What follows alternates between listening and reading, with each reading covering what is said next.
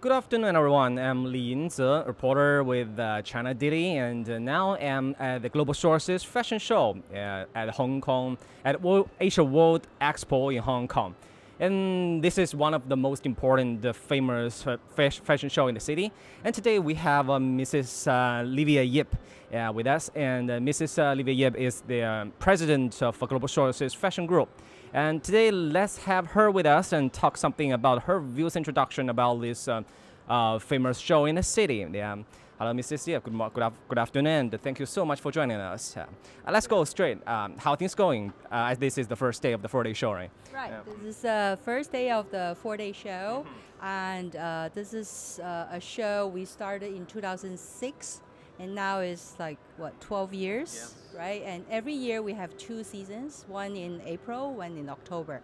So this is, I don't know how many sessions, right? Doesn't matter. But this show features, I think, 87% China suppliers, and then the other 13% are including people from, or suppliers from China, from Hong Kong, region, from Taiwan region, from Bangladesh, Philippines, Vietnam, well, you name it, right? So it's a wide representation of all the manufacturing hub in Asia, I think. Right. And also we features young designers or rising designers.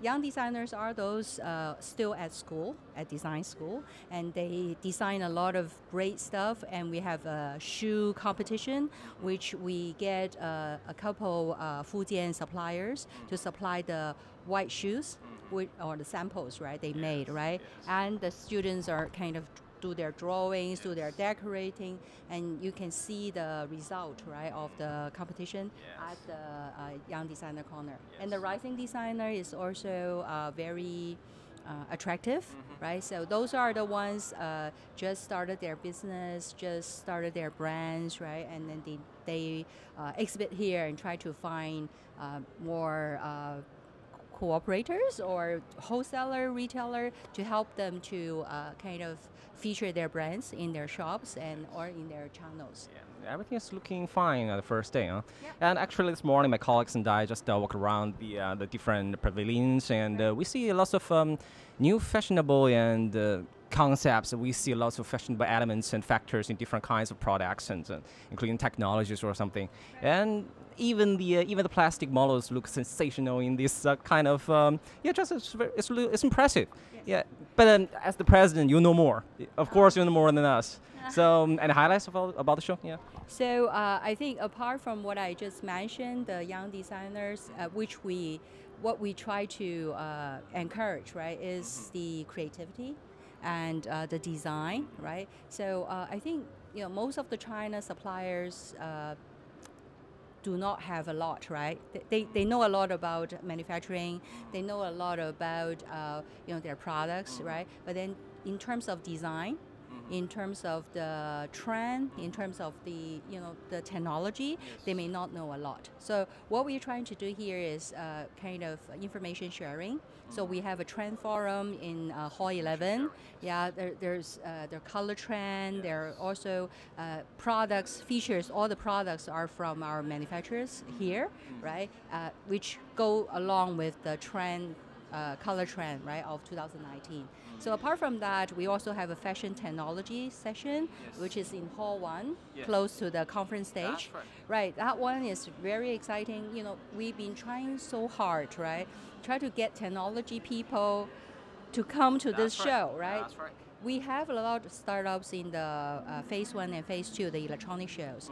We do not have a lot of startups willing to come to this show because they think that, oh, this is a very traditional industry, and not many people wanted to be innovative, right? Which is totally not true, right? So if you go to Hall 1, go to the fashion technology session, you will see so many great innovative products, technology related, including some using recycled material to make bags, some with special functional fabric that can resist the resist the sweat, right? Can also help to reduce the smell, right? And it's very, the fabric they create, right, is very special. And there's also a fitting, what do you call it? A fitting AI type of thing. So if you go there and they will measure you and then. Oh, you mean the 3D body scanner, and yeah, actually, we just saw the products this morning. It's quite exciting. Yeah, what we trying to do is actually a lot of technology can apply to fashion. Fashion is you can say why it's very traditional. I'm sorry, but fashion has a lot of creativity in there, including technology part of it. So you want the technology and the fashion combined together to make the profit. I think this is the trend. This is also something that China suppliers especially can use to increase their value, right? The value-added part of it. Apart from that, then you have to use designer to build your brand, build your design to increase the value. Otherwise, we always manufacturing, and it's a very low-end type of thing, right? Instead of kind of go up the, what do you call it, go along with the supply chain. So you don't always stay at the manufacturing stage. You really want your product to be either a designer product or you want your product to be a technology product. To that sense, right, then you can increase the price, right, of your fashion items, right? Doesn't matter, it's accessories. So we have here, right, accessories like jewelries, right? We also have bags, lots of bags. I think 15,000 bags, I think, roughly estimate, right? So we have shoes, we have apparel. Apparel, we have a lot of, actually a lot of the supplier here are doing sports garment or sports wear, right?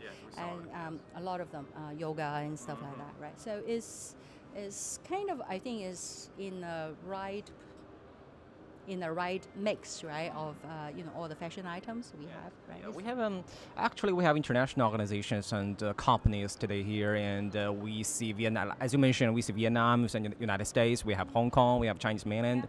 But the people from these countries have different values and concepts of beauty. And how do you think they can combine or exchange or communicate their aspects or their views and just make it as one and share the different values and at this place in Hong Kong Asia World Expo?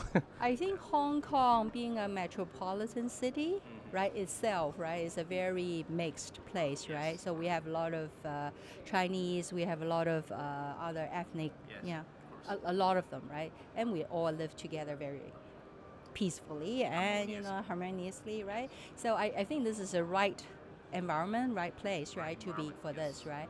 And in terms of beauty, I think aesthetic, right? So if everybody like beautiful stuff, right? So but different culture will see different thing as more beautiful or less beautiful, right? But the beauty is something we all appreciate, right? So I would say that it doesn't really matter you're right or I'm right, or your beauty is my beauty or not, right? Well, Chinese way, right? The beauty is the one you see, right? So you see the one is beauty, then it's in your mind, it's beautiful. So I think by putting people together, for people understand each other, people communicate with each other, people appreciate each other, then I think you shouldn't have that kind of thing. Oh, your beauty is not my beauty and all that. And if you see that a lot of the products, right, a lot of the visitors here, right, from all over the world. So we have people from Europe, we have people from USA, we have people from Saudi Arabia and all those places, right? So it's not something I need to worry about at all, I think. Yeah. That's great. And expectations. Let's talk about expectations. Today is the first day, and we have 4 days of exhibition. And after the 4 days, what do we want to achieve? As you have been serving in the global sources since the year of 1993. It is even before the handover of Hong Kong. Oh, that's true. Yeah, that's right. And after so many years of participation in these kind of organizations and meetings, exhibitions, what do you want this year? Do you want to see something special and different from the previous years? Well, actually, this year is very different from previous year. In terms of the company itself, we moved from a founder company to an equity-owned company, and we have merged with another company called Clarion, another event company called Clarion. So to the company itself is time of transition, time of change. And to China supplier, I think we all face a lot of issues, right? People are getting more, want things to be more customized, custom made. You know, I want to be different from you, you want different from me. Personalized stuff, right? So how fashion, and especially fashion, I think, you want it so unique, right, to yourself, right? So if that's the case, how would manufacturers adapt to this?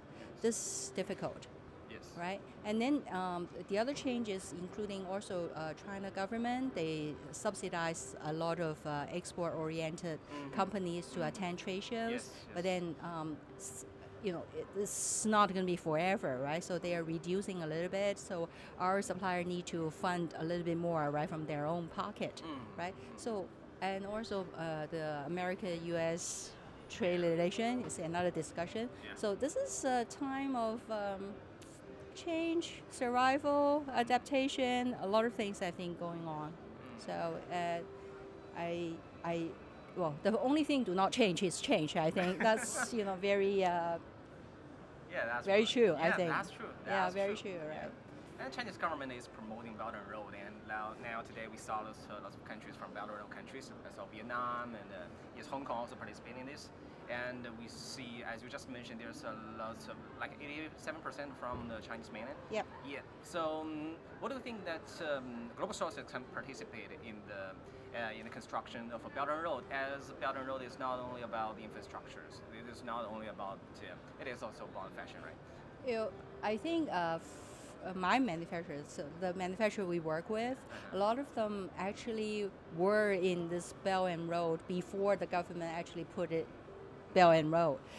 What I meant was a lot of our supplier actually has factories in these Belt and Road area, supplying the local community, right? And taking advantage of the lower manufacturing costs, lower labor costs, right? So Vietnam, Cambodia, Sri Lanka, you name it, right? So I think China suppliers are very brave and creative, when they have to face the world, right? So, if China's cost is very high, if I still want to do some standard, not very much value-added garments or shoes or bags or whatever, then they need to find a place to do their manufacturing. So they have many ways of adapting to that. One of those is to go to the Belt and Road places, right? Getting closer to that market as well, right? So, and global sources from our end, right? So, I think from a buyer side to look at this, right? Buyers, some buyers want to have brands, small order. They want suppliers to be able to do this, right? However, some other bigger buyers, right? They want to have lower costs, right, and mass production, right? So that's why we have to introduce a lot of the new sourcing market apart from China, because China, as we know, they cannot afford to do the low cost stuff. They have to move up the value chain. Right, but then who's going to do the low cost stuff, right? Then I think by introducing Vietnam or Bangladesh or these places, kind of as a replacement of those lower cost area. That's all we can do, I think, to help people. So Belt and Road, basically is how this economic environment change, how the manufacturing environment change. You try to include them all.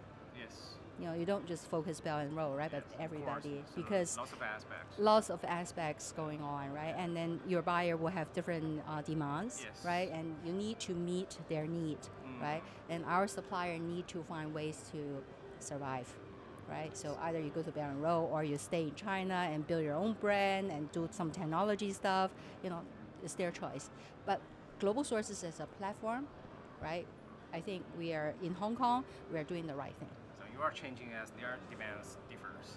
Yeah. That's the thing that is not changing. We are helping them to meet the demands. I would say being a platform. Yeah. Thank you so much, Livia Yip. Thank you.